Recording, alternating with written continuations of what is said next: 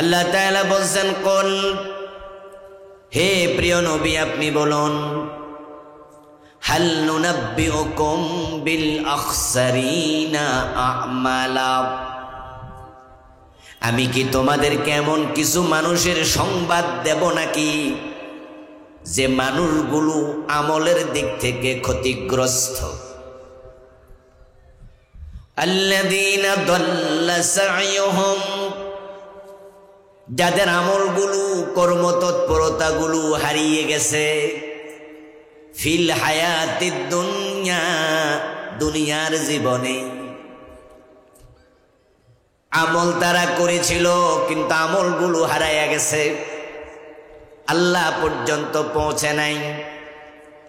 আমল তারা করেছিল কিন্তু আমল আল্লাহ কবুল করেন নাই, তাদের খবর দেব নাকি? ওয়াহুম ইয়াহসাবুন আন্নাহুম ইহসিনুনা সুনআ, অথচ এই মানুষগুলো মনে করে তারা ভালো আমল করে চলছে, তারা যে ক্ষতিগ্রস্ত, আমল যে কবুল হয় না এটা তারা জানেও না। ও নবী আপনি বলুন, আমি তোমাদের তাদের খবর দেব নাকি? এই আয়াত গতকালকে নাজিল হয় নাই, হয়নি গত বছর বা গত মাসে, নাজিল হয়েছে আজ থেকে 1400 বছর আগে। রাসূলুল্লাহর যুগে সাহাবায়ে কেরামের সময়ে আমল করার পরেও আমল কবুল হয় নাই এমন মানুষ যদি থাকে, আজকের এই যুগে ওই মানুষের সংখ্যা কমেছে না বেড়েছে? আল্লাহ না করুক ওদের তালিকায় যদি আপনার নাম থাকে, আমার নাম থাকে। আমরাও তো নামাজ পড়ছি, রোজা রাখছি, হজ করছি, যাকাত দিচ্ছি, আমাদের আমল যদি আল্লাহ পর্যন্ত না পৌঁছে, আল্লাহ কবুল না করেন, হাসরের ময়দানে কোনো উপায় নেই। আল্লাহ মানুষকে যখন জান্নাত জাহান্নাম দেবেন, জান্নাত জাহান্নাম দেওয়ার আগে আমল ওজন করা হবে এমন আলোচনা আল্লাহর কোরআনে আছে না নাই? আল ওয়াজনু ইয়াউমাইযিনিল হক, আল্লাহ তাআলা কোরআনে বলেন সেদিন ওজন হবে, এটা চূড়ান্ত সত্য কথা। আর ওজন যখন হবে তখন রেজাল্টটা কার কেমন হবে আল্লাহ বলছেন, ফাম্মা মান সাকুলাত মাওয়াজিনুহু, আমার সাথে পড়ুন যারা পারেন, ফাম্মা মান সাকুলাত মাওয়াজিনুহু ফাহুয়া ফি ঈশাতির রাদিয়া ওয়া আম্মা মান খাফফাত মাওয়াজিনুহু ফাউম্মুহু হাওিয়া। অতঃপর ওজন করার সময় যাদের আমল নামায় নেক বেশি হবে তারা ডাইরেক্ট জান্নাত পেয়ে যাবে। কে বলেছেন? ফাহুয়া ফি ঈশাতির রাদিয়া, সে সন্তোষজনক জীবন পেয়ে ধন্য হবে, জান্নাত পাবে। নেকের পাল্লা যাদের বেশি ভারী হবে, ওজন বেশি হবে, তাদের জন্য কোনো শাফাআতকারীর শাফাআতেরও কোনো প্রয়োজন নেই, তারা ডাইরেক্ট জান্নাত পাবে।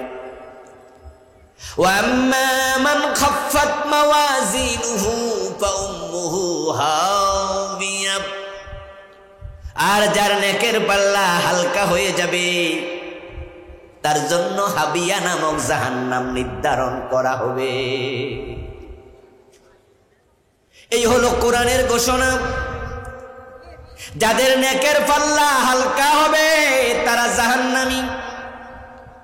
নেকের পাল্লা ভারী হওয়ার জন্য আমাদের আমলগুলো কবুল হওয়ার মানে উন্নীত করা দরকার আছে না নাই? আমল করলে হবে না, আমল কবুল হয় কিনা সে চিন্তাটাও মাথায় রাখা লাগবে।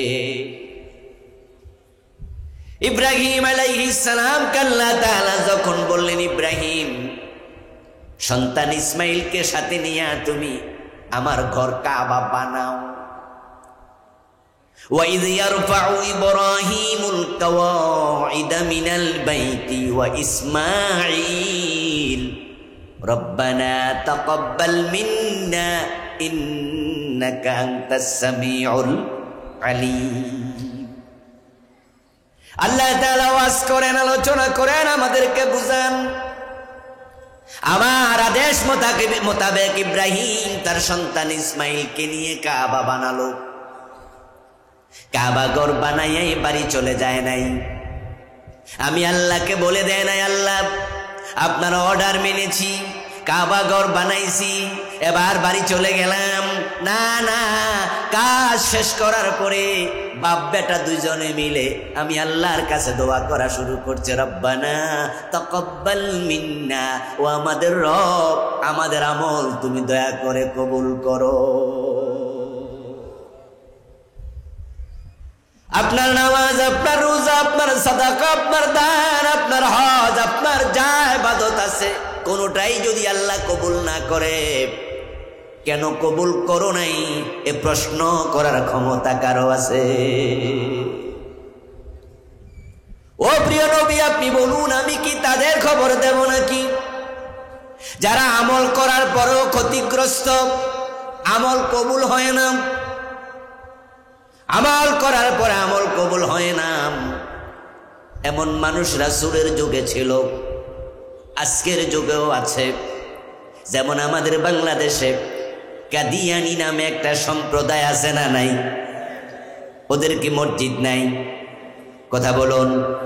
তারা কি নামাজ পড়ে না, রোজা রাখে না, দাড়ি টুপি নাই, হজ জাকাত নাই, সব আছে। কিন্তু যারা জানেন তারা বলুন তো, কাদিয়ানি মুমিন না কাফের? যারা কাফের তাদের আমলের মূল্য আল্লাহর কাছে এক পয়সাও নাই। আমার প্রিয় ভাই, মসজিদে গিয়ে আল্লাহর সেজদা দেয়, আবার দরবারে যায় পীরের পায়ে সেজদা দেয়, এমন মুসল্লি বাংলাদেশে আছে না নাই? যে পীরের পায়ে সেজদা দেয় লোকটা মুমিন না মুশরিক? ওই লোকের নামাজ রোজার মূল্য আল্লাহর কাছে আর এক পয়সাও নাই।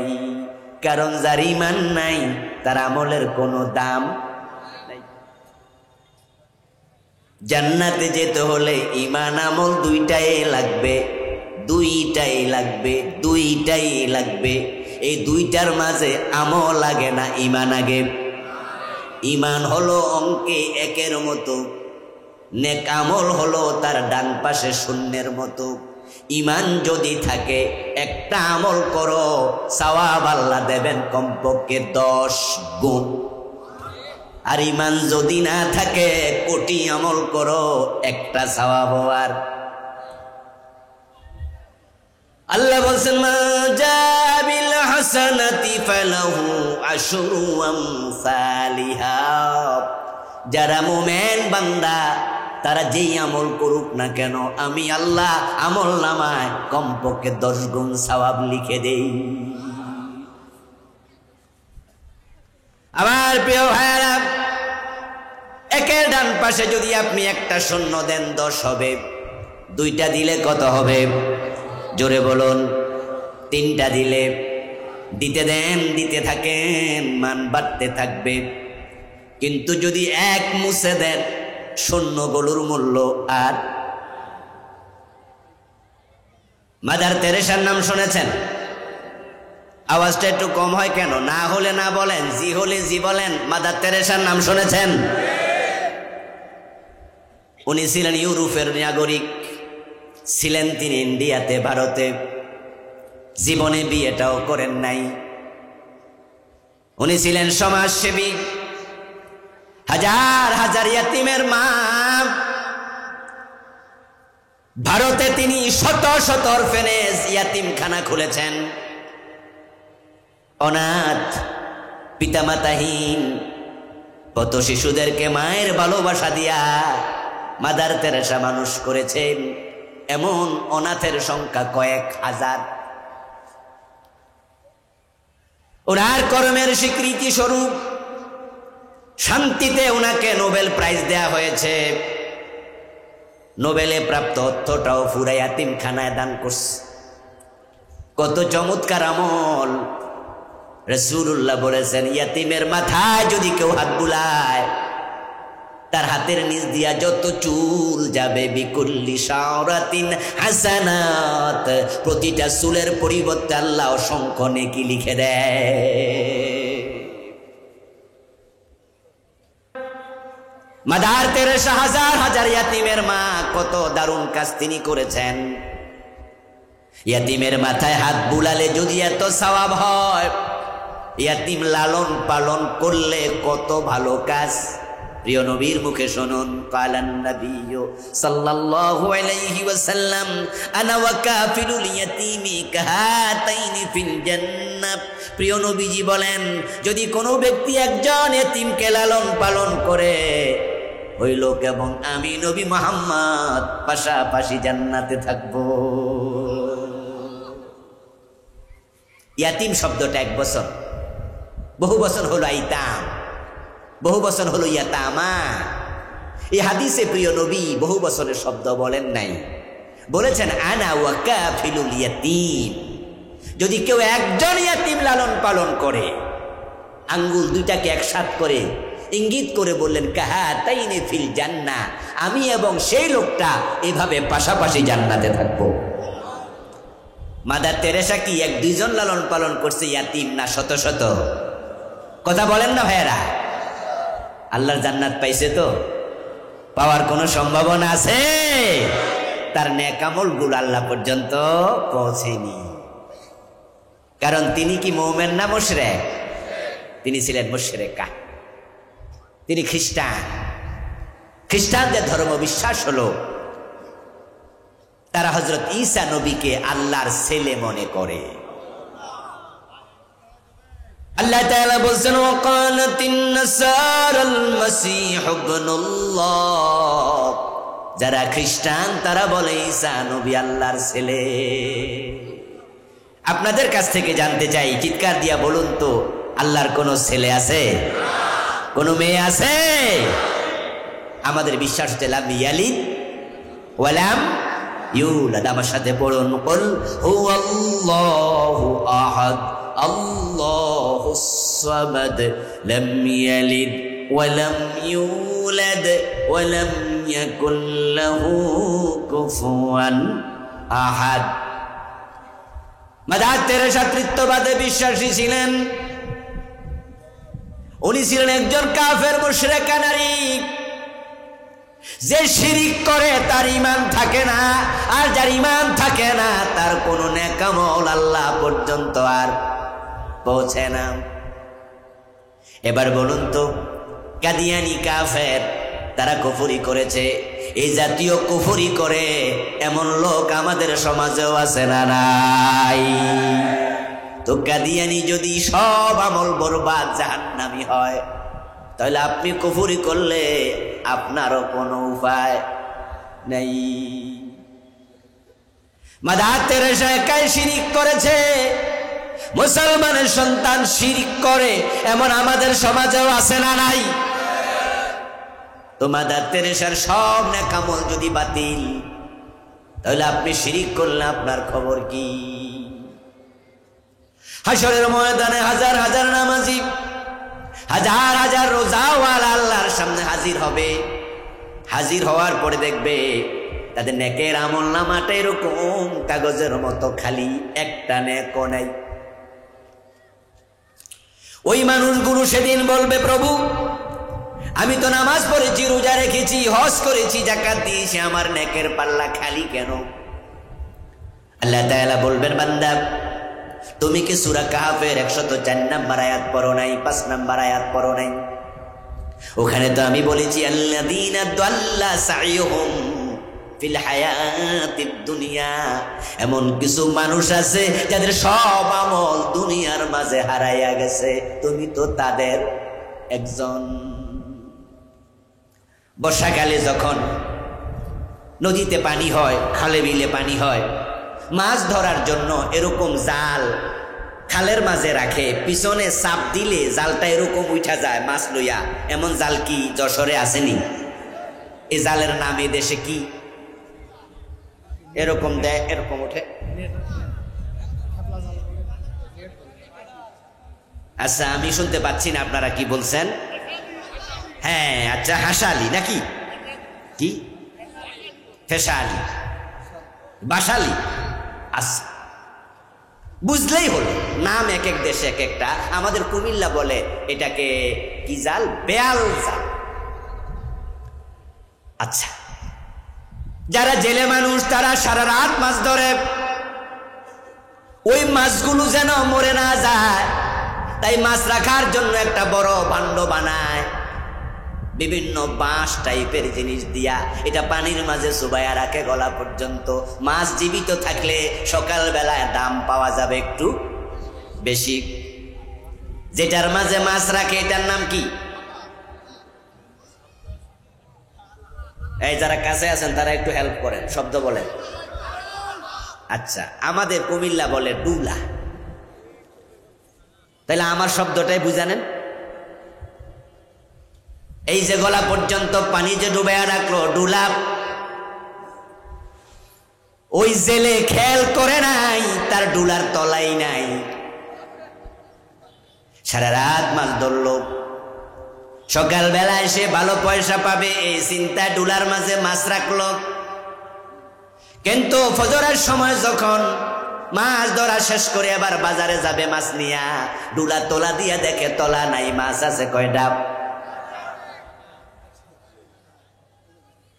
ও দোস্ত মাছ ধরলে হবে না, মাছ রাখার জন্য ডুলা ভাঙ্গা আছে কিনা সেই ব্যাপারে জেলের সচেতন হওয়ার প্রয়োজন আছে না নাই? আপনারা গ্রাম অঞ্চলের মানুষ, অনেকের বাড়িতে দুধের গাই আছে।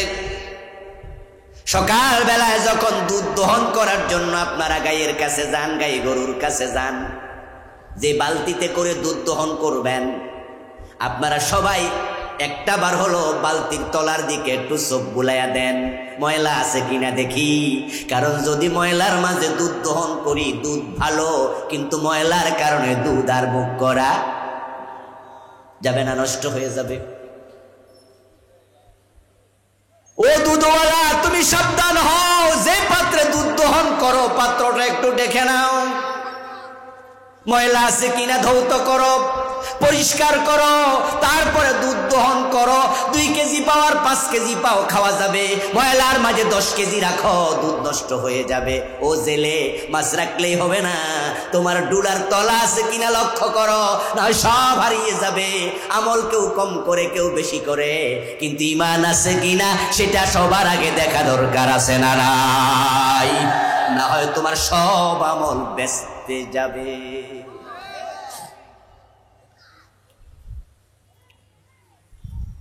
আল্লাহ তাআলা কোরআন মাজিদে বলছেন, মানুষগুলো যখন আল্লাহর সামনে গিয়ে দেখবে আমল নামায় কোনো নেক নাই, আমল নাই, তারা তখন আল্লাহকে বলবে ওয়ালাউ আন্না লানা কাররাতান ফানাকুনা মিনাল মুমিনিন।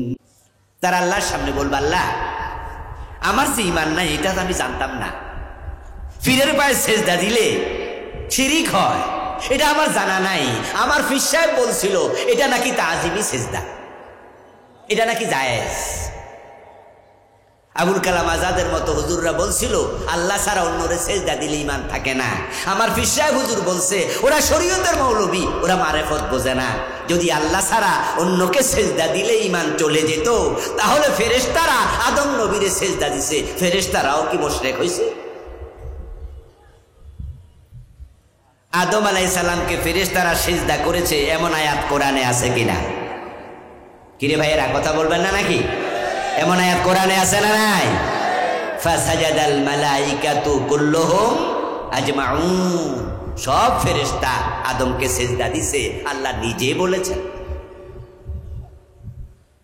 ওই মুরিদ বলবে আমার ভণ্ড পীর তো আমাকে বুঝিয়েছিল আল্লাহ ছাড়া অন্যকে সেজদা দিলে ঈমান যায় না, যদি সেটা তাজিমি সেজদা হয়। যেমন আদম নবীকে ফেরেশতারা দিয়েছিল তোমরা আমারে সেজদা মারো, কিন্তু আজকে আপনার সামনে আসার পরে দেখলাম ভণ্ড পীর আমাদের ভুল বুঝাইছে।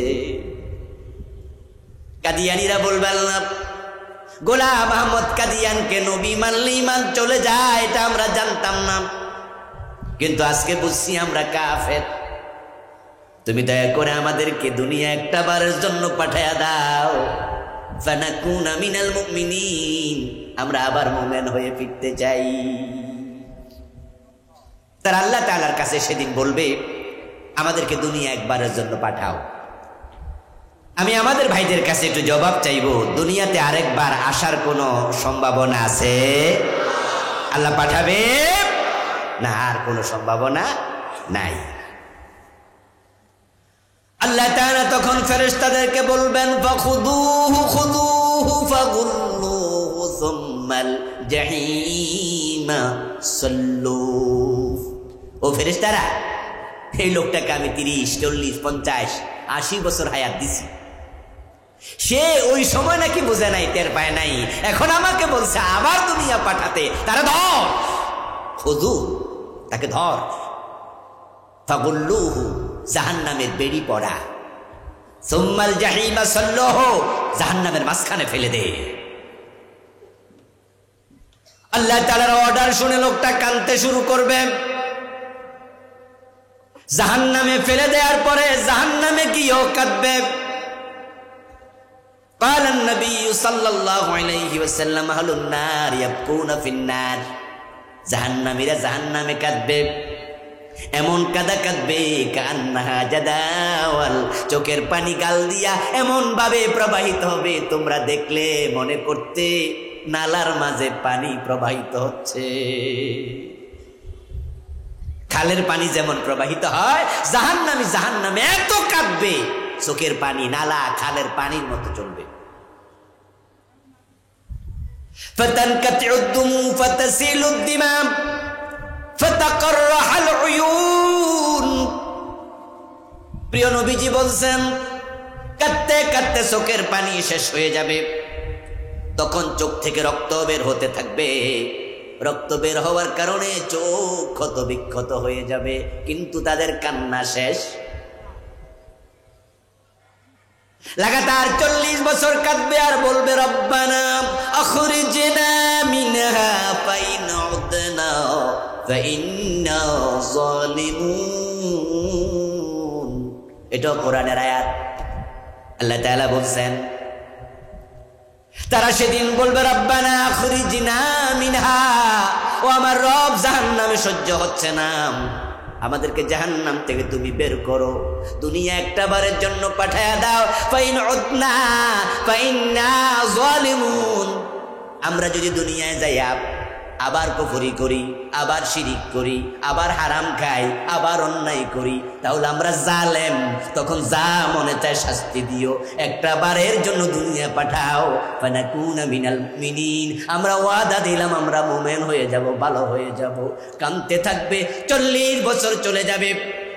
40 বছর পর আল্লাহ তাআলা কথা বলবেন, জবাব দেবেন। জবাবটা কি হবে সেটাও আল্লাহ কোরআনে বলেন, ক্বালা খাসামু ফিহা ওয়ালা তুকাল্লিমুন। আল্লাহ জবাব দিয়ে বলবেন, লাঞ্ছিত হয়ে পড়ে থাক, তোদের সাথে আমার কোনো কথা নাই, তোরা আমার সাথে আর কোনো কথা বলবি। এ হলো আখিরাত। এবার একটু বলুন তো, যারা ব্যর্থ, যাদের আমল কবুল হয় না, আজকে আমি যদি তাদের তালিকা বলি, আমি যদি আপনাদেরকে ওয়াজ করে শোনাই তারা কারা কারা, আর আপনি যদি টের পান যেখানে আমার নাম আছে, আপনার নাম আছে, এখন চোখের পানি ছেড়ে দিয়ে কাঁদলে তাওবা করার সুযোগ আছে না নাই? এখন সুযোগ আছে। 100 জন খুন করে তাওবা করেছে, আল্লাহ ক্ষমা করেছে, এমন হাদিস আছে কিনা? সুযোগ আছে, এখন কাঁদো। প্রিয় নবীর জন্য বলছেন, ইয়া আইয়ুহান নাসু কু ফাইন লাম তাস্তাতিউ ফাতাবাকু, ও মানুষেরা আল্লাহর ভয়ে কাঁদো, চোখের পানি ছাড়ো। আল্লাহর কাছে প্রিয় দুটি ফোঁটা, যে দুটি ফোঁটা জাহান্নামের আগুনকে নিভিয়ে দেয়, একটা হচ্ছে মোমেনের চোখের পানির ফোঁটা, আর একটা হচ্ছে শহীদের যুদ্ধের মাঠে রক্তের ফোঁটা। শহীদের রক্ত জমিনে পড়ার সাথে সাথে আল্লাহ শহীদের আমল নামার সব গুনাহ ক্ষমা করে দেয়। এই জন্য আমরা আল্লাহর কাছে শাহাদাতের জন্য দোয়া করি। আমরা গুনাহগার, আল্লাহর সামনে তো গুনাহ নিয়ে হাজির হলো, উপায় নাই। এই জন্য আমরা বলি, আল্লাহ আমাদেরকে শহীদ হিসাবে কবুল করো, কারণ শহীদ হলে আমল নামার গুনাহ মাফ হয়ে যাবে, শাহাদাতের সাথে সাথে আল্লাহর জান্নাত পাওয়া যায়। শহীদ হওয়ার জন্য আপনাদের আকাঙ্ক্ষা আছে না নাই? যারা শহীদ হয় তারা সৌভাগ্যবান মানুষ। শহীদদের সম্মান দেখে কিয়ামতের দিন শহীদ হয় নাই এমন নবীরা পর্যন্ত ঈর্ষা করবে, আফসোস করবে, বলবে আল্লাহ যদি আমি শহীদ হতে পারতাম। শাহাদাত আল্লাহর দেয়া এত বড় নিয়ামত। হাশরের ময়দানে শহীদ যখন উঠবে তখন তার গায়ের রক্তমাখা কাফনের কাপড় থেকে মিশক আম্বরের এমন সুগন্ধ বের হবে, তামাম হাশরের ময়দান শহীদের রক্তের সুগন্ধে মো মো করতে থাকবে। আল্লাহ হিসাবের জন্য শহীদকেও ডাকবে, ডেকে শহীদকে আল্লাহ প্রশ্ন করবে, তোমাকে জীবন দিয়েছি, নিয়ামত দিয়েছি, এই নিয়ামত তুমি ভোগ করেছ, তার পরিবর্তে বিনিময়ে আমি আল্লাহর জন্য কি করেছ হিসাব দাও। শহীদ তখন তার রক্তমাখা কাপড়ের দিকে ইঙ্গিত করে বলবে, আল্লাহ আজকে আমি কেন কথা বলবো, আমি কি করেছি আমার রক্তমাখা কাফর সাক্ষী দেবে।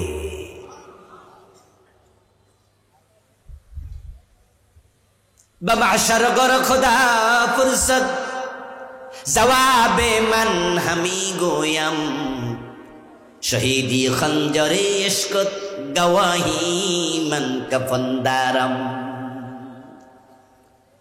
আল্লাহ যখন বলবে শহীদ আমি আল্লাহর পথে তুমি কি কাজ করেছো বলো, শহীদ বলবে আল্লাহ আমার রক্তমাখা কাফর আজকে সাক্ষী দেবে।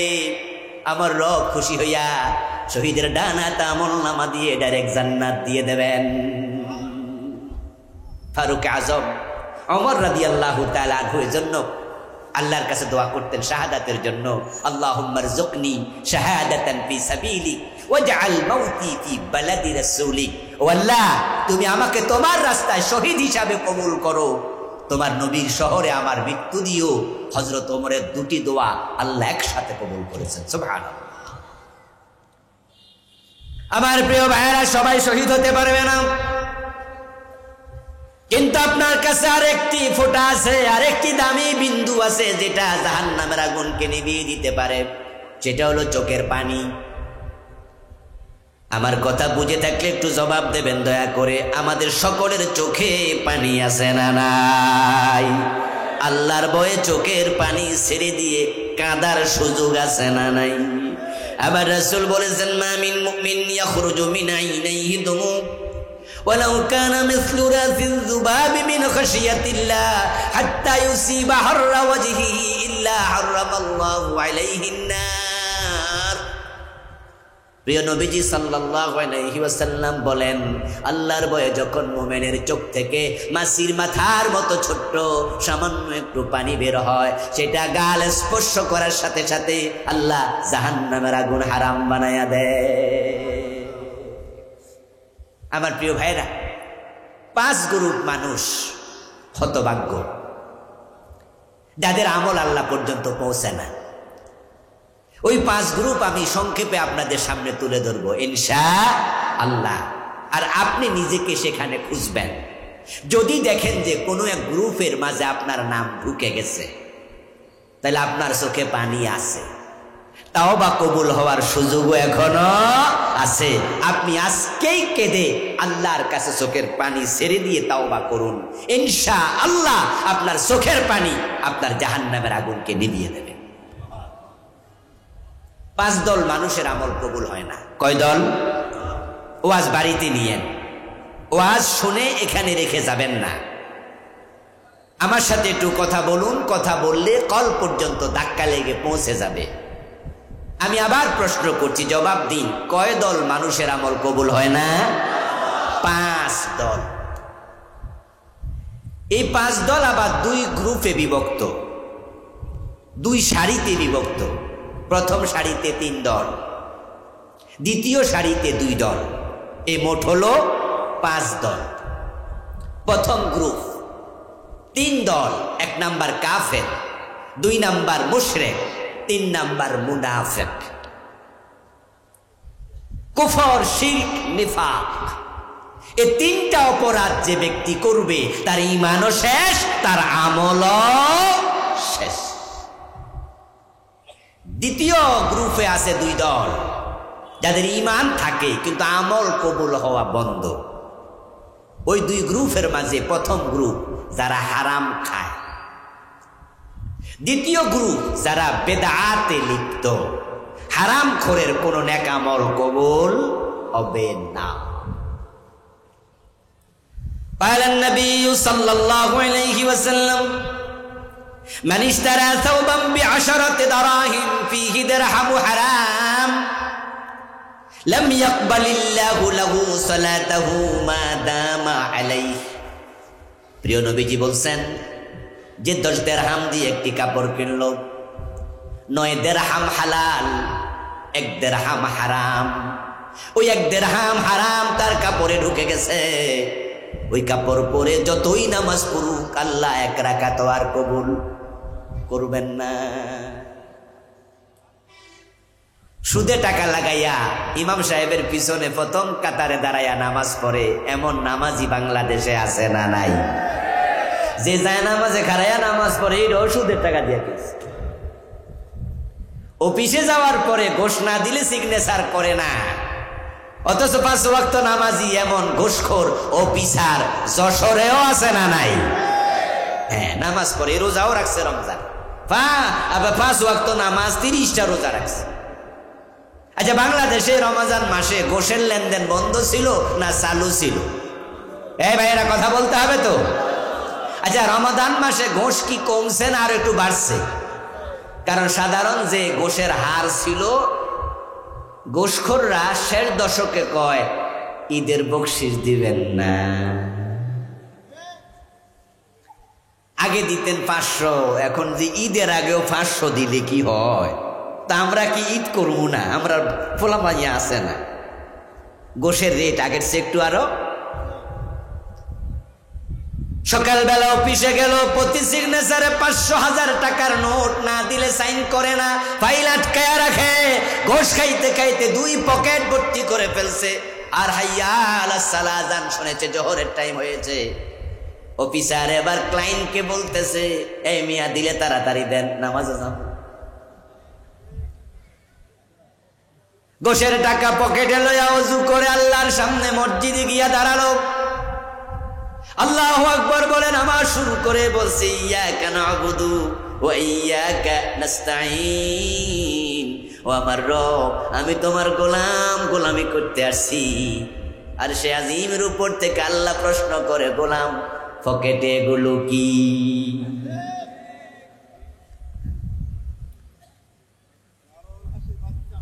আমার প্রিয় ভাইরা, সুদে টাকা লাগাইয়া জান্নাত খোঁজো, তুমি ইসলামী বুঝো নাই, তুমি ইসলামী বুঝো নাই।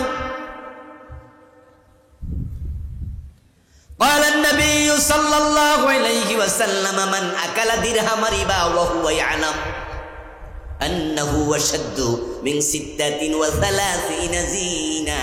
আমার রাসূল বলে গেলেন যে জেনে বুঝে 1 টাকা সুদ খাবে তার আমলনামায় 36 বার জিনার গুনাহ লিখে দেয়া হবে।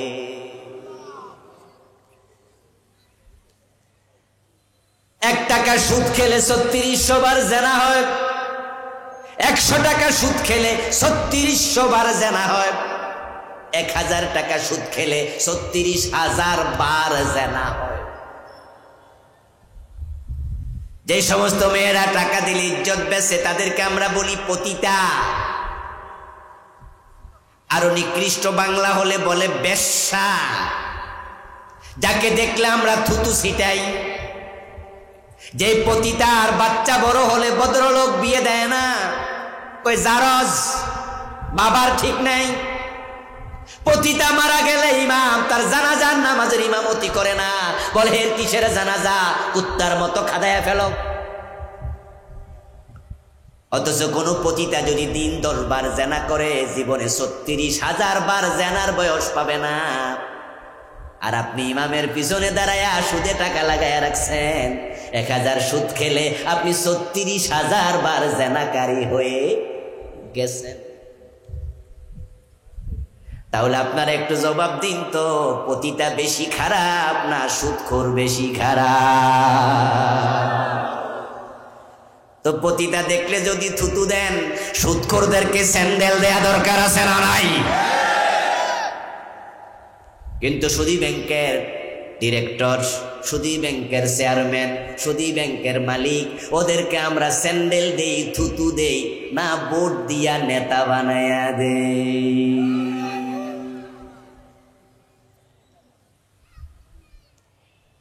হাদিসে এসেছে লিররিবা সালাস ওয়া সাবউনা বাবান আইসারুহা আইয়ানকিহার রাজুলু উম্মাহ। সুদ খেলে বড় বড় ৭৩টা গুনাহ আল্লাহ আমলনামায় লিখে দেয়। সবচেয়ে ছোট গুনাহ হলো নিজের মায়ের সাথে জিনা করা, মাকে বিয়ে করা, মায়ের ইজ্জতে হাত দেয়া। আর কত নিচে নাম্বা, আর কত নিচে। আল্লাহর হাবিব সাল্লাল্লাহু আলাইহি ওয়াসাল্লাম হারাম ভক্ষণকারীদের প্রসঙ্গ আলোচনা করতে গিয়ে একদিন বললেন, এক ব্যক্তির কথা শুনে ইউতিলুস সাফারা আশআসা ওয়া আগবারা ওয়া ইয়ামুদ্দু ইয়াদাইহি ইলাস সামা ফায়াকুলু ইয়া রাব্বি ওয়া মাশআমু মাতআমুহু হারামুন ওয়া মাশরাবুহু হারামুন ওয়া মালবাসুহু হারাম ওয়া গুযিয়া বিল হারাম ফান্না ইউস্তাজাবু লিযালিক। রাওয়াহু মুসলিম।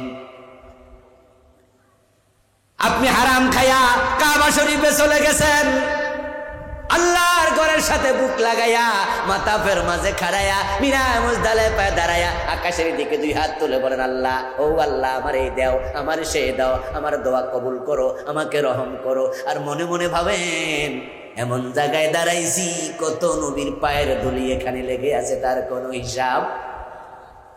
এখানে দোয়া আল্লাহ ফিরাবে না।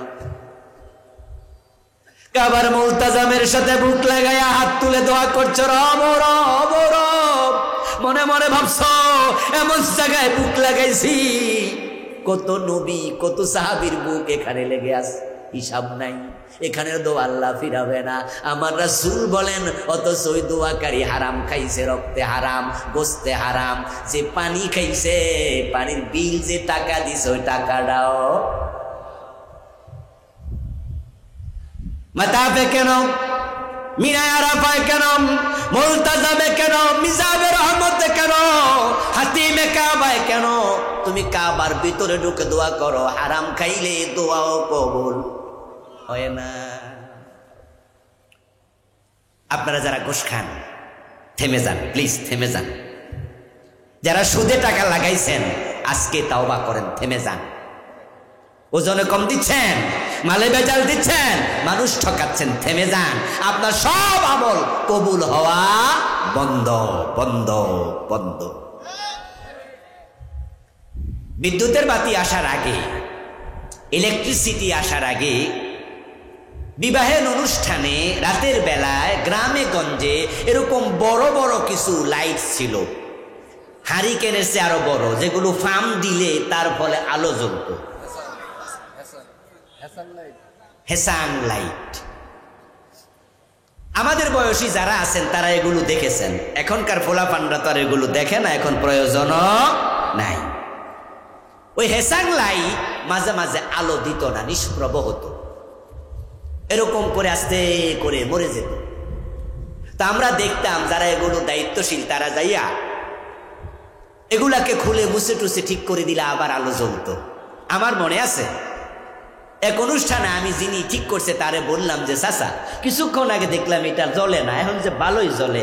বলতেছে, বাতিজা, এখান দিয়া কেরোসিন উঠার জন্য একটা যন্ত্র আছে, তো ওটার মাথার মাঝে কিছু ধুলাবালি পড়ে গেছিল, তো কেরোসিন যখন উঠতে পারে না, আলো জ্বলে না। আমি একটু মুছে সাফ করে দিছি, এখন কেরোসিনও ওঠে, আলো জ্বলে। যারা হারাম খান, কবুলের দরজায় ময়লা পড়ে গেছে, আসমান পর্যন্ত আমল।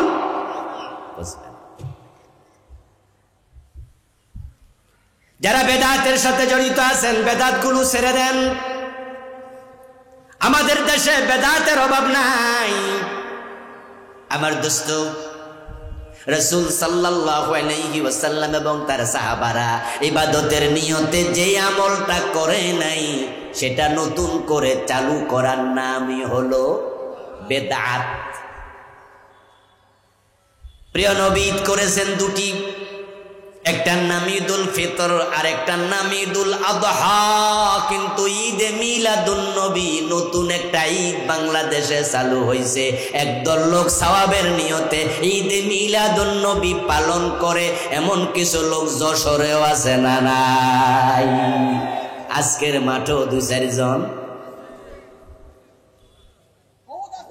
রাসূলুল্লাহ সাল্লাল্লাহু আলাইহি ওয়াসাল্লামের কোন সাহাবী ঈদে মিলাদুন নবী করেনি, অথচ রাসূলের প্রতি ভালোবাসা আমাদের বেশি না সাহাবাদের বেশি? তারা কেন করে নাই? কারণ আমার রাসূল যা করে নাই সাহাবারাও সেটা করে। রাসূল যেটা ছাড়ে নাই রাসূলের সাহাবারাও সেটা ছাড়ে নাই। এখন আপনারা ঈদে মিলাদুন নবী পালন করছেন, মজা পাইছেন, এটা বেদাত।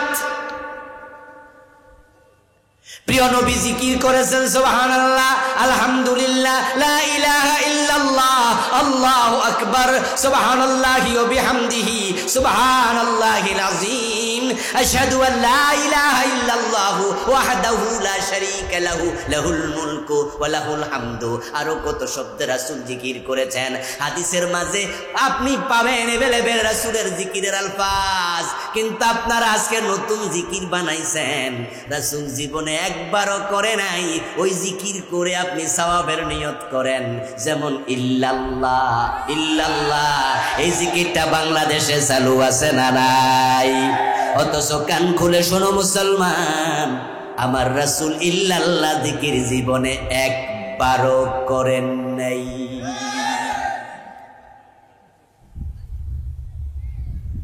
ও প্রিয় ভাইরা, বেদাত আপনার ভিতরে ঢুকে গেলে আপনি একবারে বরবাদ। এ নিয়ে আমি বই লিখেছি। এই বইটার নাম দিয়েছি প্রচলিত বিদাত ও তা থেকে বাঁচার উপায়। এই বইতে আমি 38টা বেদাত লিখছি, যেগুলো বাংলাদেশে চলছে। আপনি হয়তো জানেন না যে এটা বেদাত, কারণ আপনি তো পড়েন নাই। এবার আপনাদের কাছে আমি জিজ্ঞাসা করি, না যাই না বিষ খাইলে অসুবিধা আছে না নাই? আপনি জানেন না, এজন্য কি আল্লাহ আপনারে ছেড়ে দেবে? আল্লাহ যদি জিজ্ঞাসা করে এলেম শিক্ষা করা নফল না ফরজ, তো ফরজ কেন শিখো না? এলেম কেন শিখলে না? জানলাম না কেন? যেহেতু রাত গভীর, তাই আমি একটা বিষয়ের উপরে লম্বা কথা বলবো না। দুটা অলরেডি বলে ফেলেছি। একটা হলো হারাম খাইলে ইবাদত কবুল হবে না, আর একটা হলো বেদাত করলে ইবাদত কবুল হবে না। আরে ভাই, বেদাতি কত হতবাগা, শুধু ইবাদতই কবুল হয় না তা না, হাদিসে পাওয়া যায় বেদাত করলে হাসরের ময়দানে রাসূল সুপারিশ করবেন না। হাদিসে আছে قال النبي صلى الله عليه وسلم حلت شفاعتي الا صاحب بدعه। প্রিয় নবীজি সাল্লাল্লাহু আলাইহি ওয়াসাল্লাম বলেন, আমার উম্মতের জন্য আমার শাফাত হালাল বৈধ, কিন্তু যারা বেদাতি তাদের জন্য শাফাতের অনুমতি নেই। আমার প্রিয় ভাই, শুধুমাত্র শাফাত থেকে বঞ্চিত আপনি হবেন তা না। আরেকটি হাদিস শোনাই, যে ব্যক্তি বেদাতি তার জন্য প্রিয় নবীজির হাউজে কাউসারের পানিও নসিবে নাই। বেদাতিরা যখন হাসরের ময়দানে রাসূলের কাছে যাবে পানি খাওয়ার জন্য, তাদের মাঝে আর রাসূলের মাঝে একটা পর্দা পড়ে যাবে। সহিহ বুখারীর হাদিস, সময় কম বিদায় ইবারত শুনাইলাম না।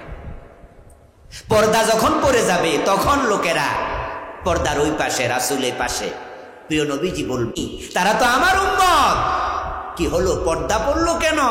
ফেরেশতারা এসে বলবে ইন্নাকা লা তাদরি মা আহদাসু বাদাক ফাকুলু সুকান সুকান লিমান গায়্যারা বাদি। হুজুর, এরা 2 নম্বর উম্মত, তারা ইসলামের সুবিধা মতো কমাইছে, সুবিধা মতো বাড়াইছে।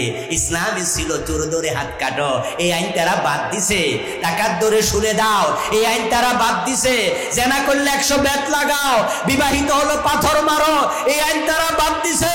মদ পান করলে 80 বেত লাগাতে হবে, এই আইন তারা বাদ দিছে। আবার নতুন নতুন ইবাদত বানাইছে, রাসূল বলবে দূর হ, দূর হ, তোদের নসিবে আমার হাউজের পানি।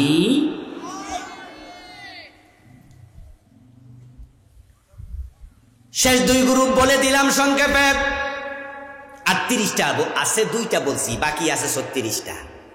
আমার লিখা মোট 7টা বই আছে আলহামদুলিল্লাহ। আমার ড্রাইভার আছে, এখানে গাড়ি আছে, ওখানে 7টাই আছে। যারা নিতে চাইবেন তারা শেষ দিকে ড্রাইভার থেকে নেবেন। বাকি 36টা জানবেন, জানতেই হবে। আর ইল্লাল্লাহ জিকির বেদাত এই কথা শুই না যারা মনে মনে কষ্ট পাইছেন, এটার মাঝে আমি লিখেছি। আপনি একটু নিজে পড়বেন, পড়ার পরে আপনার হুজুরের কাছে আপনি বইটা নিবেন, নিয়ে বলবেন আবুল কালাম আজাদ সাহেব বলেছে এবং লিখে গেছে, বই আমি আনছি, উনি এখানে লিখেছেন আল্লাহর নবী এবং তার সাহাবারা ইল্লাল্লাহ জিকির একদিনও করে নাই। তা আপনি যা আমাদের শিখান, আপনি কই পাইছেন? আপনাকে দেখাতে। আপনার হুজুর যদি দেখাইতে না পারে তাহলে বুঝে নেবেন ডাল মে কুছ কালা হে। আমার প্রিয় ভাই, আসুন এবার প্রথম 3 দলে যারা কুফরি করবে তাদের ইমানও শেষ, আমলও শেষ। শুধু কাদিয়ানি কুফরি করে না, কুফরি আমাদের অনেকের ভিতরেও। কাফের হওয়ার জন্য আল্লাহর পুরা কোরআন অস্বীকার করা জরুরি নয়। এই কিতাবের যদি কেউ একটা অক্ষর অস্বীকার করে সেও কাফের হয়ে যাবে। কাদিয়ানি কাফের হয়েছে, তারা কিন্তু নামাজ রোজা সব করে। আপনারা যদি ঢাকার বকশীবাজারে যান, মাদ্রাসা বোর্ডের পাশে দেখবেন কাদিয়ানীদের একটা সুন্দর মসজিদ আছে, আহমদিয়া মুসলিম জামাত লেখা আছে। ওখানে 5 ওয়াক্তে আজান হয়, 5 ওয়াক্তে নামাজ। কিন্তু তারা সবগুলো কাফের। সব আলেম একমত, হক্কানি সব আলেমের ফতুয়া কাদিয়ানি মোমেন না কাফের। কেন কাফের? উত্তর হলো তারা কোরআনের একটি মেসেজ অস্বীকার করেছে। একটি মাত্র মেসেজ, যেখানে 4টা অক্ষর আছে, খা আলিফ তা মিম, খাতামান নাবিয়্যিন।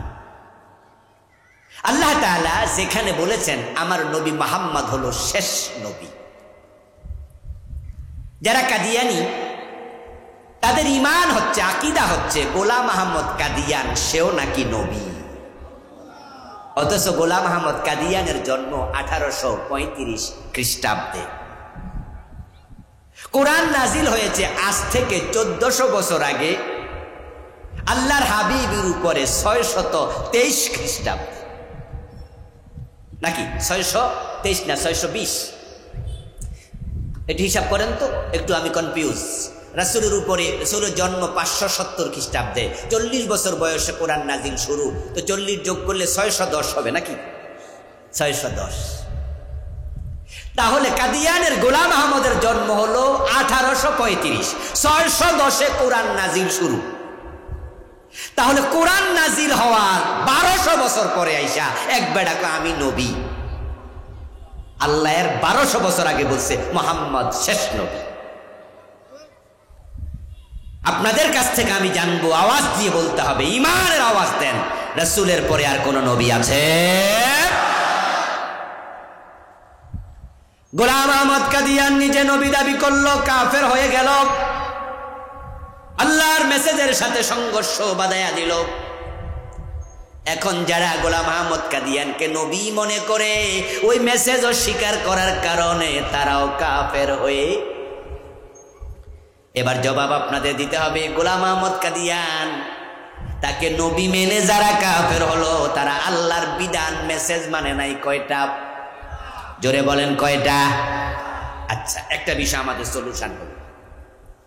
এবার দ্বিতীয় একটা প্রশ্ন করব, ইবলিস শয়তান মোমেন না কাফের? সে আল্লাহর আইন মানে নাই কয়টা? আবা ওয়াস্তাকবারা ওয়া কানা মিনাল কাফিরিন। আল্লাহ বলছিলেন আদমরে সিজদা করো, ইবলিস শয়তান আদমরে সিজদা করলো না, অস্বীকার করলো, গাদ্দারি করলো, কাফের হয়ে গেল। এবার আপনাদের কাছে আরেকটা প্রশ্ন করি, আল্লাহর ওই আইনটা লঙ্ঘন করার আগে ইবলিস কি কাফের ছিল? তাহলে কাফের হওয়ার জন্য কি শত শত বিধান অস্বীকার করা লাগে নাকি? আচ্ছা, আপনাদের এলাকায় যদি কেউ বিষ খাইয়া মারা যায়, আত্মহত্যা করে, এই মেসেজ আপনার কানে আসে, আপনি কি তখন কোনোদিন ধারণা করেছেন সে মনে হয় 1 মণ বিষ খাইছে, 20 কেজি, 10 কেজি? বরং আপনি বুঝেছেন যে বোতল থেকে এতটুকু খাইলেই। আত্মহত্যা করে মরতে চাইলে বিষ খাওয়া লাগে না 1 মণ, 2 মণ, 5 মণ, 10 কেজি, 2 কেজি। কাফের হওয়ার জন্য 30 পারা কোরআন অস্বীকার করা লাগে না, 1 অক্ষর অস্বীকার করলেই। শয়তান মানে আল্লাহর একটা বিধান, সে কাফের। কাদিয়ানি মানলো না একটা মেসেজ, তারা কাফের। এবার আপনাদের কাছে আবার আসছি, জবাব দেবেন যারা জানেন। চোর ধরে হাত কাটো, এমন বিধান কোরআনে আছে না নাই? 52 বছরে কয়দিন মানছেন? বাংলাদেশের বয়স কত বছর? 52 বছর।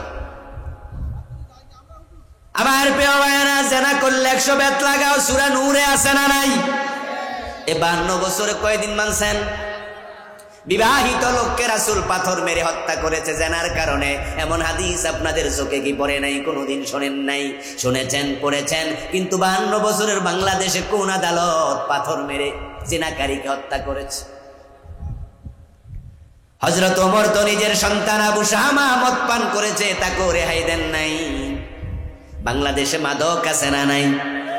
কিছুক্ষণ আগে নাকি এমপি সাহেব মাদকের ব্যাপারে কথা বলছে, স্বরাষ্ট্রমন্ত্রী বলছে মাদকের ব্যাপারে 0 টলারেন্স, কোনো ছাড় নাই।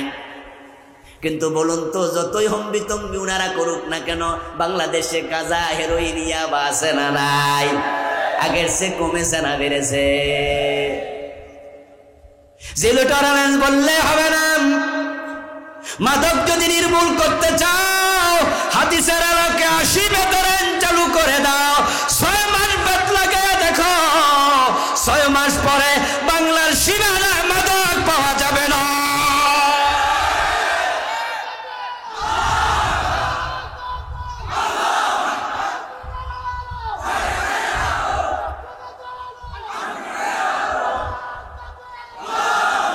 আমার ভাইয়েরা, হ্যাঁ, স্বরাষ্ট্রমন্ত্রী 0 টলারেন্স নীতি অবলম্বন করছেন মাদকের ব্যাপারে, ধন্যবাদ জানাই। আমাদের পুলিশ প্রশাসন মাদকের খবর পাইলে দৌড়মারে অ্যারেস্ট করে, ধন্যবাদ। মাদকের সবচেয়ে গুরুত্বপূর্ণ রুট হলো কক্সবাজারের ইয়া। মায়ানমার থেকে ইয়াবা আসে সবচেয়ে বেশি। যারা টেকনাফ গিয়েছেন, রোহিঙ্গা ক্যাম্প পরিদর্শন করার জন্য গিয়েছেন, তারা চিটাং যখন, কক্সবাজারে যখন ঢুকবেন, তখন দেখবেন 1 মাইল 2 মাইল ব্যবধানে বিভিন্ন তল্লাশি।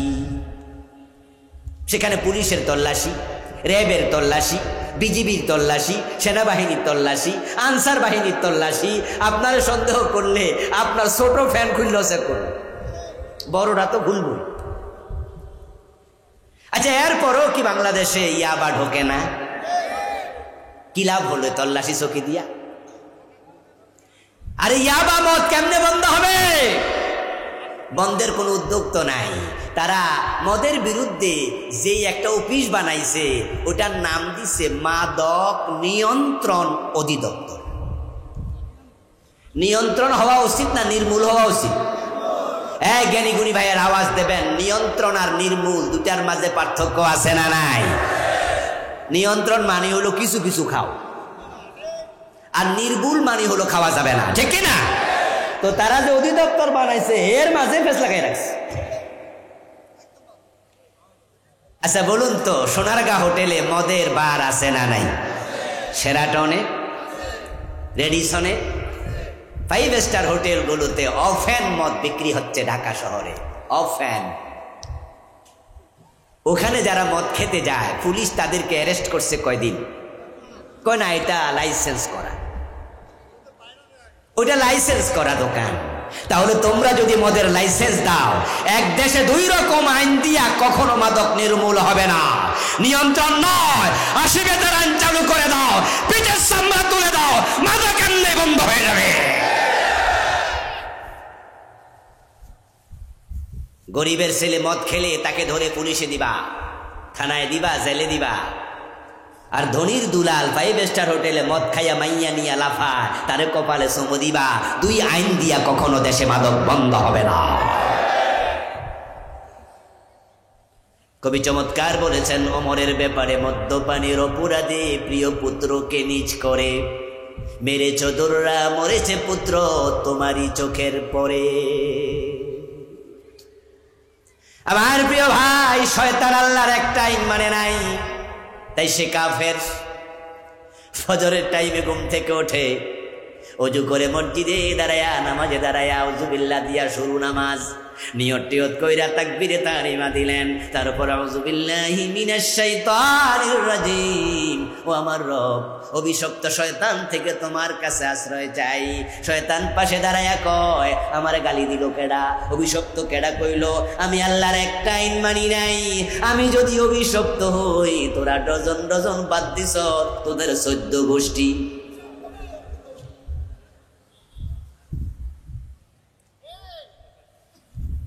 ও দোস্ত, আপনি কাদিয়ানিকে কাফের বলবেন, তারা আল্লাহর একটা মেসেজ মানে না। ছুড়ে ধরে হাত কাটাও মানলেন না, ডাকাত ধরে শুলে দাও মানলেন না, জেনা করলে পাথর মারো মানলেন না, মদ পান করলে 80 বেদ মানলেন না। আল্লাহর বক্তব্য লাহুল খালকু ওয়াল আমর, এখানে অক্ষর আছে 15টা। কয়দিন মানলেন?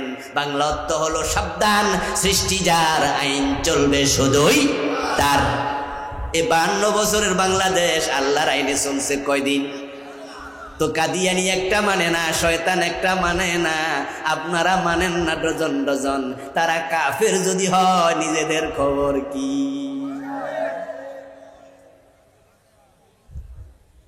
এজন্যই তো আমরা বাঘের মতো গর্জন দিয়ে, হুঙ্কার দিয়ে বলি, আমরা আল্লাহ ছাড়া কারো আইন মানব না।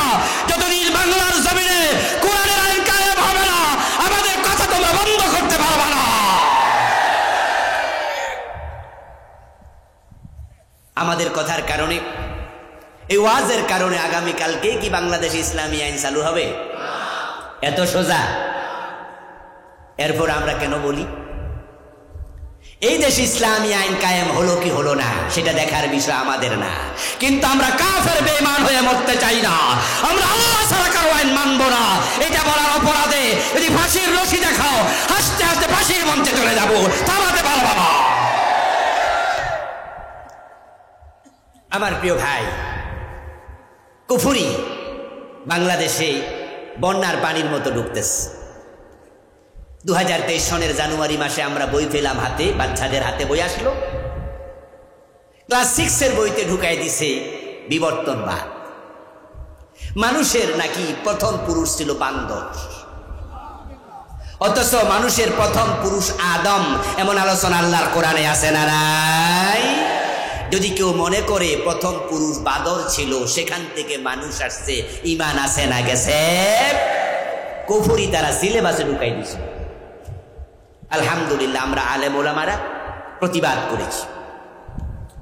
জানুয়ারির মাহফিলগুলোতে আমরা প্রতিটা মাহফিলে বলেছি, বিবর্তনবাদ কুফর, এটা বাংলাদেশে চলতে দেয়া হবে না। সরকার শুনল, সাবেক শিক্ষামন্ত্রী ডাক্তার দীপুমণি কমিটি বানালেন। ওই কমিটি রিপোর্ট করলো। রিপোর্টের আলোকে সরকার সার্কুলার দিল, 90% মুসলমানের দেশে এই কুফরি মতবাদ চলতে পারবে না। এর আলোকে পাঠ্যসূচির ওই অংশ পড়া স্থগিত করা হলো। যদি আমরা প্রতিবাদ না করতাম, স্থগিত করা না হতো, আমাদের ক্লাস 6 ছোট ছোট বাচ্চাগুলো তারা মনে করত মানুষের প্রথম ব্যক্তি বাদর ছিল। ক্লাস 6 বেঈমান হয়ে 2024 সাল জানুয়ারির 1 তারিখে আবার বই হলো। বই উৎসবে আমরা বই পেলাম, দেখি এখানে ক্লাস 7 বইতে ঢুকাইয়া দিছে শরীফ শরীফ আর গল্পের নামে ট্রান্সজেন্ডার আরেক কুফরি মতবাদ। আমরা এর বিরুদ্ধে কথা বলে যাচ্ছি। ট্রান্সজেন্ডারকে বাংলাদেশে কোনোভাবে প্রতিষ্ঠিত করতে দেয়া হবে না। যদি এটাকে স্থগিত করা না হয়, মুসলমানদেরকে সাথে নিয়ে তীব্র আন্দোলন গড়ে তোলা হবে ইনশাআল্লাহ। কুফরি বাংলাদেশে আসছে পাইকারি হারে। এ নিয়ে আমি আলাদা বই লিখেছি, নাম দিয়েছি ইমান কুফর ও নিফাক। এই বইতে আমি বাংলাদেশে চলমান 56টা কুফর তুলে ধরেছি। আপনাকে জানতেই হবে, আপনার জন্য ইলম শিক্ষা করা ফরজ। তলাবুল ইলমি ফরিদ আলা কুল্লি মুসলিম। কি কি কুফর চলমান সময় নিয়ে বলতে পারবো না, কারণ রাত গভীর হচ্ছে, 12টার কাছাকাছি। আমার বন্ধু, 1 নাম্বার গেল কুফর। আগে বলেছি 2টা, 3টা চলে গেল আর রইল 2টা। এর মাঝে পরেরটা হলো শিরিক। বাংলাদেশে শিরিক আছে না নাই? অভাব নাই। বিয়ের পরে বাচ্চা হয় না, 2-4 বছর আল্লাহর কাছে চায়, যখন আর হয় না তখন মরা পীরের কাছে, খাজা বাবার কাছে ছেলে মেয়ে যাওয়ার জন্য চলে যায়। এমন মুসলমানের সন্তান আছে না নাই? শিরিক তো হুজুররাও প্রচার করে। মাহফিলে এসে হাজার হাজার শ্রোতার সামনে বক্তা গান গাইছে, যে গানের ভিতরে কুফর শিরিক একসাথে বিদ্যমান। ইন্না লিল্লাহি ওয়া ইন্না ইলাইহি রাজিউন। বক্তা গান গাইতেছে, আল্লাহর ধন রাসূলকে দিয়া, আল্লাহ গেছে গায়েব হইয়া। রাসূলের ধন খাজা লইয়া শুইয়া আছে আজমিরে, কেউ ফিরে না খালি হাতে খাজা বাবার দরবারে। দেয়ার মালিক কি খাজা বাবা না আল্লাহ? দেয়ার মালিক কে? চাইবেন কার কাছে? ভবিষ্যৎ জানার জন্য গণকের কাছে যায়, হস্তরেখা দেখায়। পত্রিকায় দেখি মাঝে মাঝে, সপ্তাহে একবার ইত্তেফাক পত্রিকা, আরো 2-1টা পত্রিকা আছে, আধা পৃষ্ঠা ব্যাপী রাশি ফল প্রকাশ করে। আচ্ছা, যদি বিশ্বাস করার লোক না থাকতো, তারা কি এটা প্রকাশ করত? ঢাকা শহরে বিভিন্ন দামি দামি শপিং মলে, বসুন্ধরা সহ, সেখানে অনেক বড় বড় ভবিষ্যতের গণক, উনারা নাকি অতীত ভবিষ্যৎ ভূত পূর্ব সব জানে। দোকান খুলে বসে আছে, মানুষ তাদের কাছে হাত দেখায় আর তারা বলে সামনে বিপদ আছে, টাকা দেও বিপদ কেটে দেব, গলায় তাবিজ ঝুলালে বিপদ চলে যাবে, হাতের মাঝে আংটি দিলে বিপদ চলে যাবে। অথচ 1 সেকেন্ড পরে কি হবে আল্লাহ ছাড়া কেউ। যা শুধু আল্লাহর জন্য নির্ধারিত, তার সাথে অন্যকে শামিল করার নাম শিরক। আমার প্রিয় ভাইয়েরা, যখন মাইক হাতে পায়, আমাদের কত নেতা শিরিক করে, পাবলিককে ফার্ম দিয়া ভোট নিতে চায়। তাই বাংলাদেশে এটা চালু হয়ে গেছে অলরেডি। সেই শিরকি বাক্য বিশ্বাস করলে ঈমান শেষ। যেমন বলে, জনগণ সকল ক্ষমতার উৎস। এমন স্লোগান এই দেশে আছে না নাই? আওয়াজ দিয়ে বলুন তো, সকল ক্ষমতার মালিক কে? আন্নাল কুওয়াতা লিল্লাহি জামিয়া। নিশ্চয় সব ক্ষমতার মালিক হলো। হিন্দুদের দুর্গা পূজা আসলে শিরকের ছড়াছড়ি, ব্যানার হয়, ফেস্টুন হয়, পোস্টার হয়, টেলিভিশন চ্যানেলের মাঝে কোনার মাঝে 1 মাস 15 দিন পর্যন্ত লেখা ওঠে শারদীয় দুর্গা পূজার শুভেচ্ছা। দুর্গা পূজা শিরিক, শুভেচ্ছা জানানোর সাথে সাথে ঈমান শেষ। জঘন্য শিরক, কুফর সিলেবাসে ঢুকাইছে। আজকে স্লোগানটা গ্রামে গঞ্জে বাড়িতে বাড়িতে পৌঁছিয়ে দিয়েছে, বিশ্বাস করবা আল্লাহর কসম তোমার ঈমান শেষ। সে স্লোগানটা হচ্ছে, ধর্ম যার যার, উৎসব সবার। আল্লাহর কোরআনের পুরা উল্টা। কোরআন মাজিদ আল্লাহ তাআলা বলছেন, লাকুম দীনুকুম ওয়ালিয়া দীন। এই আয়াত সবাই মুখস্থ পারেন, অর্থের দিকে একটু খেয়াল করুন। আল্লাহ তাআলা বলছেন, লাকুম দীনুকুম, তোমাদের ধর্ম তোমার, ওয়ালিয়া দীন, আমার ধর্ম আমার। এবার আপনারাই বলুন তো, দুইটা এক না আলাদা? তাহলে স্লোগান হবে ধর্ম যার, উৎসব শুধুই। এই জাতীয় শিরিক নিয়ে আমি আলাদা বই লিখেছি, আলহামদুলিল্লাহ। খুবই জীবন ঘনিষ্ঠ কিছু বই আল্লাহ আমাকে দিয়ে লিখিয়েছেন। এই বইতে আমি 29টা শিরিক লিখছি, 29টা। একটা শিরিক নিয়ে মরবেন, ঈমান শেষ। আপনাকে জানতে হবে কোনটা শিরক। আমি আপনাকে বলে দিলাম যে আপনার ডায়াবেটিক আছে, আমি একজন ডাক্তার মানুষ, ধরেন ব্লাড সুগার টেস্ট করে, ব্লাডের সুগার আমি দেখলাম যে আপনার সুগারের পয়েন্ট 15, 16, 17, বলে দিলাম ভাই আপনার তো ডায়াবেটিক। এবার ডায়াবেটিক যদি কারো হয়, চিনি খাওয়া বন্ধ কি ডাক্তারে করে না রুগিয়ে করে? কি খাইলে ডায়াবেটিক বেড়ে যায় সে সতর্ক এবার আপনি হবেন। ডাক্তারের কাজ জানাইয়া দেয়া, রোগীর কাজ সতর্ক হওয়া, আমার কাজ শিরিক তুলে ধরা, শিরিক থেকে বেঁচে থাকার জন্য ইলম অর্জন করা, এর আলোকে আমল করা সবার দায়িত্ব, ঠিক না? লেখকরা বলবে, লিখবে, ওয়াইজিনরা বলবে, আমরা সবাই মানব। আরেকটা হলো নিফাক। যাদের কলবে নিফাক আছে তাদের ঈমান শেষ। প্রিয় নবীজির হাতে হাত রেখে কালেমা পড়ছে আব্দুল্লাহ ইবনে উবাই, রাসূলুল্লাহর পিছনে দাঁড়ায় নামাজ পড়ছে, দুই একটি জিহাদের মাঠেও রাসূলের সাথে গেছে, কিন্তু তার ব্যাপারে আল্লাহর বক্তব্য হলো ইন্নাল মুনাফিকিনা ফিদ দারকিল আসফালি মিনান নার, জাহান্নামে সবার তলায় থাকবে। কে মুনাফিক আমরা জানি না, এটা অন্তরের ব্যাপার, আল্লাহ ভালো জানেন। দুই একটি উদাহরণ আমি দেই, বুঝবেন। মুনাফিকের কিছু আলামত আল্লাহ কোরআনে বলেছেন, রাসূল হাদিসে বলেছেন। ফাইদা উনজিলাত সূরাতুম হুকামাম ওয়া যুকিরা ফিহাল কিতাল রাআইতাল্লাযীনা ফী কুলুবিহিম মারাদুন ইয়ানজুরুনা ইলাইকা নাজারাল মাকশিয়্যি আলাইহি মিনাল মাউত। ও প্রিয় নবী, যখন কোরআনের আয়াত নাজিল হয়, আপনার সামনে যারা বসা আছে, জিহাদের কথা যদি সে আয়াতের মাঝে থাকে, এটা শোনার সাথে সাথে দেখবেন কারো কারো চেহারা কালো হয়ে গেছে, বুঝবেন তার অন্তরে মুনাফিকি ঢুকেছে। জিহাদের কথা শুনলে ভালো লাগে না এমন লোক বাংলাদেশে আছে না নাই? জিহাদের মাঝে জঙ্গিবাদ খুঁজে বেড়ায় এমন জালেম আছে না নাই? 5 ওয়াক্ত নামাজ পড়ে, কিন্তু জিহাদের কথা শুনলে মজা লাগে না। ও আমার দোস্ত, আওয়াজ করে বলুন তো যারা জানেন, জিহাদ কি নফল না ফরজ? ইয়েস, জিহাদ কখনো ফরজের নিচে নামে না। নামাজ নফল হয়, নামাজ ফরজ হয়। রোজা নফল হয়, রোজা ফরজ হয়। হজ নফল হয়, হজ ফরজ হয়। কিন্তু জিহাদ ফরজের নিচে নামে না, কখনো ওয়াজিব হয় না, সুন্নাহ হয় না, নফল হয় না, হয়তো ফরজে আইন নয় ফরজে কিফায়া। কুতিবা আলাইকুমুল কিতাল, কুতিবা মানে ফরদা। জোহরের নামাজ পড়া ফরজ, তাহাজ্জুদের নামাজ কি ফরজ? রমাদানের রোজা ফরজ, আশুরার রোজা কি ফরজ? জীবনে হজ একবার করেছেন, ফরজ শেষ, আরেকবার যান নফল।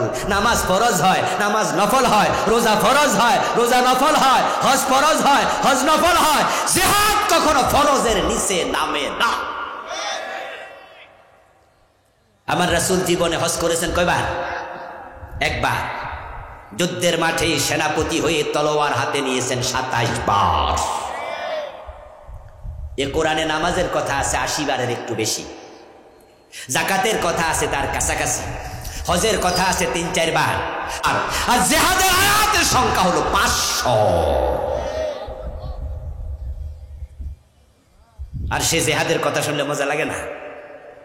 জঙ্গিবাদের গন্ধ খোঁজে, অথচ জিহাদের সাথে জঙ্গিবাদের কোনো সম্পর্ক। জঙ্গিবাদ হারাম, জিহাদ করা ফরজ। জিহাদ একটা ইবাদত, তবে জিহাদের ভুল ব্যাখ্যা করা যাবে না। আমাদের কিছু কিছু ইয়াং লোক আছে যারা জিহাদের ভুল ব্যাখ্যা করে।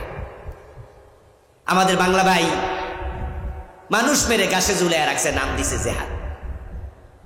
500 জায়গায় একসাথে বোমা ফুটাইছে, শায়ক আব্দুর রহমান সাহেব জিহাদ করছে। আদালতে বোমা মেরে বিচারক হত্যা করার নাম জিহাদ নয়। সিনেমা হলে বোমা মেরে সাধারণ মানুষ হত্যা করার নাম জিহাদ নয়। নিরীহ মানুষকে আক্রমণ করা জিহাদ না। ইসলামের জিহাদ হচ্ছে অন্যায় যেখানে প্রতিবাদ, সেখানে প্রতিবাদ শুরু হবে মুখ দিয়ে, লিখা হবে কলম দিয়ে। অন্যায় দেখবেন মুখে বলবেন, কলম দিয়ে লিখবেন, সেমিনার সিম্পোজিয়াম করবেন, মিছিল করবেন, মিটিং করবেন। অন্যায়ের বিরুদ্ধে প্রয়োজনে তলোয়ার হাতে নেওয়া লাগবে, এটার নাম জিহাদ। আমার প্রিয় ভাইরা, এই মুনাফিকের আলামত আমার এই বইতে 29টা লিখছি। বাংলাদেশের আলেম ওলামারা ওয়াজ করে 3টা লোক। কথা বললে মিথ্যা বলবে, ওয়াদা করলে খেলাফ করবে, আমানত রাখলে খেয়ানত করবে। আরেকটা হাদিস আছে আরেকটু বেশি, ঝগড়া করলে গালিগালাজ করবে। এই 4টার ওয়াজ অ্যাভেলেবেল, কিন্তু বাকি 24টা 25টা গেল কই? আমি তো 29টা লিখছি।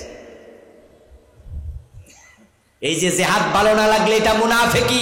আল্লাহ বলেছে ফি কুলুবিহিম মারাদ, অন্তরের সমস্যা। মিথ্যা কথা আমরা কই আছি, জীবনে মিথ্যা কথা বলেন না, এখানে কয়জন আছেন? তাই বলে আপনি মুনাফিক না, এটা মুনাফিকের ছোট্ট আলামত। যে ওয়াজগুলো শুনেছেন, মিথ্যা বলা, ওয়াদা খেলাপ করা, আমানত লঙ্ঘন করা, এগুলো ছোট ছোট আলামত। নেফাকে আমলি, মুনাফিক আসলে প্রকৃত মারাত্মক মুনাফিকি এটা না। মারাত্মক যেটা, যেটা কলবে ঢুকলে ঈমান চলে যায়, এগুলোর আলোচনা নাই বললেই চলে। এই পাঁচটা মৌলিক নিকৃষ্ট চরিত্র থেকে নিজকে বাঁচাতেই শিরক করা।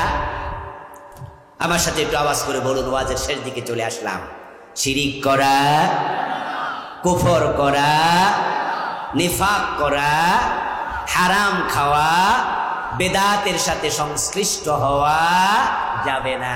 ইনশাআল্লাহ আমল কবুল হবে, জান্নাত মিলে যাবে। আল্লাহ তাআলা আমাদের সকলকে প্রকৃত অর্থে মুমিন হয়ে আমল করে করে দুনিয়ার জীবন কাটিয়ে কালেমা পড়তে পড়তে মরার জন্য কবুল করুন বলি আমিন। আমার প্রিয় ভাইরা, দোয়ার দিকে যাচ্ছি।